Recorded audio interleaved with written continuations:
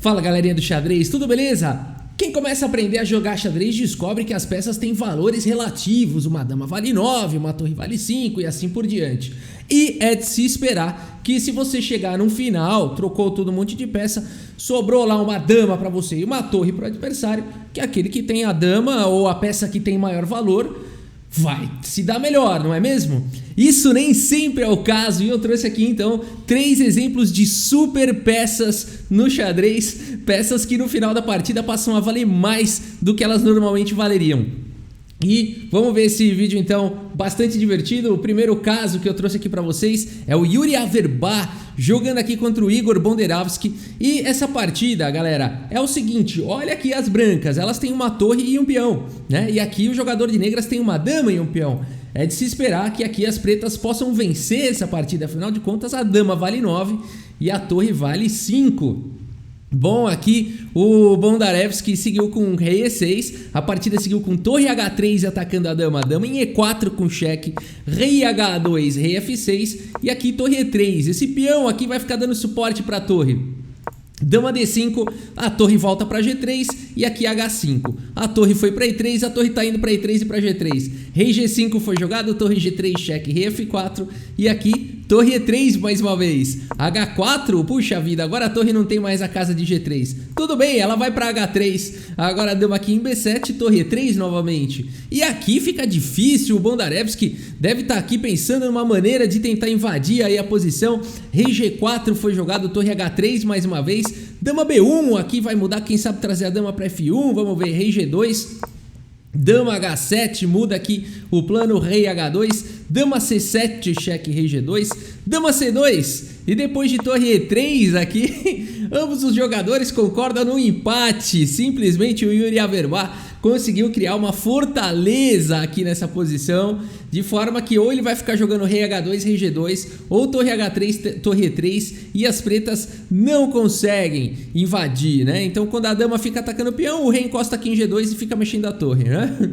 E quando precisar, o rei vai ficar indo para H2 e para G2 e não tem o que fazer. E de fato, se você coloca essa posição nos table bases aí nas bases de dados, ela dá como uma partida realmente empatada, tá?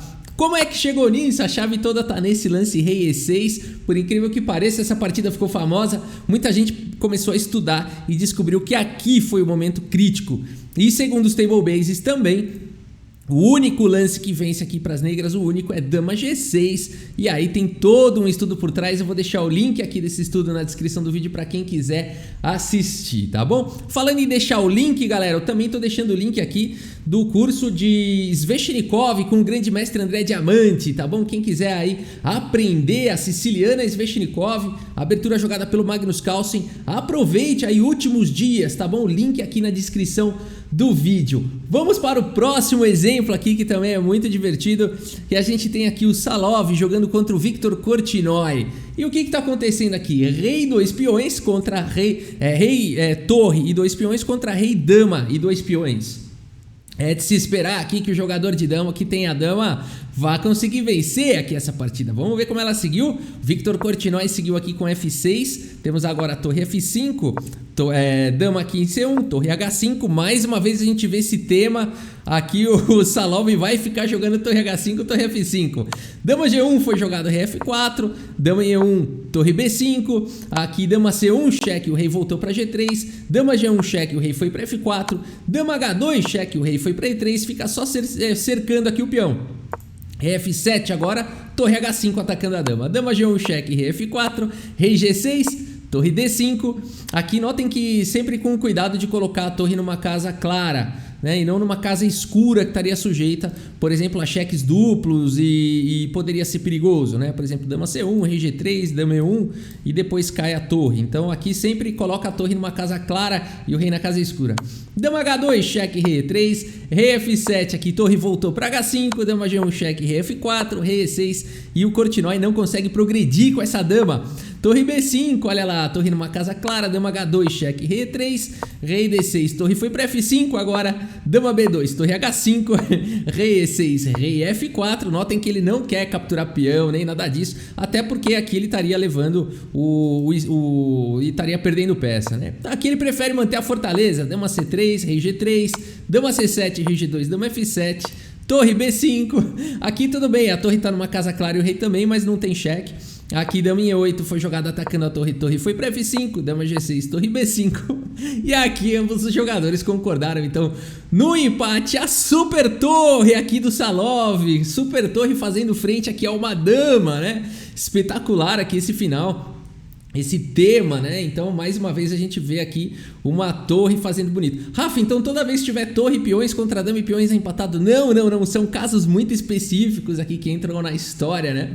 São situações muito específicas. E aqui o que aconteceu exatamente foi o lance F6, que foi o problema. Estudos mostraram também, a partida ficou famosa. E estudos mostraram que aqui o lance é jogar com rei em F6 e não comprometer esse peão, guardar esse peão lá para depois tentar colocar aqui uma manobra muito difícil. Aqui ó, as brancas vão ficar tentando fazer a fortaleza, eu vou deixar o estudo também em mais detalhes para quem quiser ver o estudo, mas imagina fazer um lance assim ó, dama D1 aqui, é muito difícil tudo isso, né? Mas a ideia é separar o rei aqui da defesa do peão, olha só como é difícil fazer essa manobra, né? Aqui as pretas vão manobrando, conseguiram já deixar o rei distante do peão, corta o rei e depois de um tempo, agora sim, né, a torre está defendendo aqui, agora a manobra final, pretas jogam e ganham aqui o lance que exclama, que vence a H5, um belo estudo. E aí depois cai aqui em F3 e agora acabou. Se rei H2, dama pro G4, acabou. E se jogar um rei H4, por exemplo, aí F6 aqui, olha só. A torre C5, dama G2, praticamente ameaçando... praticamente não, ameaçando já a checkmate aqui, né? E já não tem mais o que fazer. Torre C3 para tentar cobrir o mate. E a sequência bonita agora segue aqui com dama E1, olha só, que belo estudo, né? E agora tá praticamente em Zugzwang. Se o rei vier para H3, dama H1, checkmate. Então não dá para jogar, o rei, a torre está cravada, teria que jogar só o peão. E aí F5, passa a vez, mais uma vez não dá para mexer a torre, rei H3 seria forçado. E aí dama H1, checkmate. Seria a maneira de vencer uma manobra muito difícil, digna de muitos estudos, mas tá aí, por não ter jogado rei F6 e por ter jogado F6, essa torre então passou a virar uma super torre. E vamos para o nosso último exemplo aqui, então, o nosso terceiro e último exemplo. Josh Washington Byard jogando contra Rudolf Spielmann. E aqui o jogador de brancas está muito feliz porque ele tem aqui peão e torre contra bispo, né? Então aqui só pode estar ganho aqui, se a gente fizer as contas aqui, 5, 6 pontos contra 3, isso aqui só pode estar ganho para as brancas, né? Aqui então ele segue com torre G7, ameaçando aqui o bispo escapa para F2 e agora a torre G8, cheque, não é possível, rei B5 e aqui notem que o rei não consegue ir para A7, por exemplo, para tentar vir para B8, A8 ou B8, nada disso, o bispo está cortando aqui o rei, a partida seguiu com rei B5, agora rei B7, A6, cheque, rei A7, torre G7, cheque, rei A8, você fala... Não é possível, isso aqui tem que estar ganho para as brancas, né? Torre B7, bispo G1, aqui rei C6, vou tentar de algum jeito levar o rei mais perto, bispo F2, torre F7, tô atacando o bispo foi para G1, torre F1, o bispo escapa para E3, o rei agora para B5, o bispo D4, e enquanto o rei e o bispo estiverem controlando a casa de A7 aqui, nada acontece, o rei não consegue ameaçar checkmate, porque ele não consegue vir para B6, o que ele estaria ameaçando checkmate com a torre na fileira do fundo, torre F7 foi jogado, o bispo vai se mantendo, a chave é manter o bispo nessa diagonal, bispo F2 e aqui, então, o Rudolf Spielmann tentou mais um pouco, mas quando ele percebeu, o Byard tentou mais um pouco, mas quando ele percebeu que o Rudolf Spielmann não tiraria o bispo dessa diagonal, ele então aceitou aí o empate. Um super bispo aqui contra peão e torre. O que é isso, né? O que esse bispo aí tá fazendo? Que monstro, né? Que monstro aqui da posição, como é que pode? E aí esse final de fato aqui é empatado, né? Então table bases também colocam como empatado. O que aconteceu para chegar nessa situação, né? Por incrível que pareça, nessa posição onde torre G7 foi jogado, os table bases já dão a partida de fato como empatada, e a maneira de empatar é colocar mesmo o bispo nessa diagonal aqui de G1 a 7 e ficar aí para sempre, o bispo vai ficar só escapando, né? Como é que poderia ter feito aqui então as brancas para ganharem? Somente 2 lances vencem nessa posição, um mais rápido do que o outro, um mais instrutivo do que o outro também. Acho que o mais instrutivo de todos é torre F7 e não torre G7. Agora a gente já sabe, o bispo não pode ficar nessa diagonal. Então torre F7 seria o lance correto, evitando o bispo F2.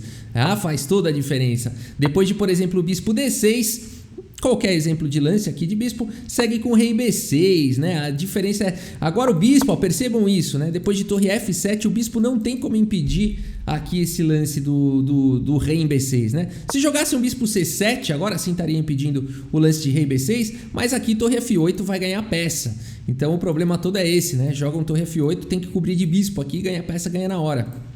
Então não tem como impedir, depois de torre F7, não tem como impedir rei B6. E é tão grave assim rei B6? É muito. Por exemplo, o bispo D6, rei B6 ameaçando aqui a subida do peão. Aqui rei A8, por exemplo, torre A7, cheque, joga o rei para B8 de novo e torre D7.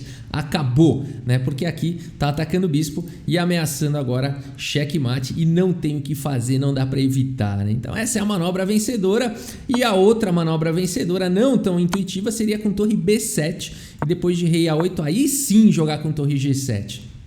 Mesmo que o bispo agora não pode querer capturar essa diagonal, senão o rei está levando aqui checkmate, né? Então aqui teria que jogar um lance como o bispo E5, por exemplo, mantendo sempre o bispo na possibilidade de defender um cheque com o bispo voltando. Depois de torre G8, por exemplo, o bispo B8. Aqui tem uma manobra que ganha para as brancas. Não é tão fácil não. Aqui rei B5, rei B7. Você não pode jogar rei B6 aqui, por exemplo. Olha que situação.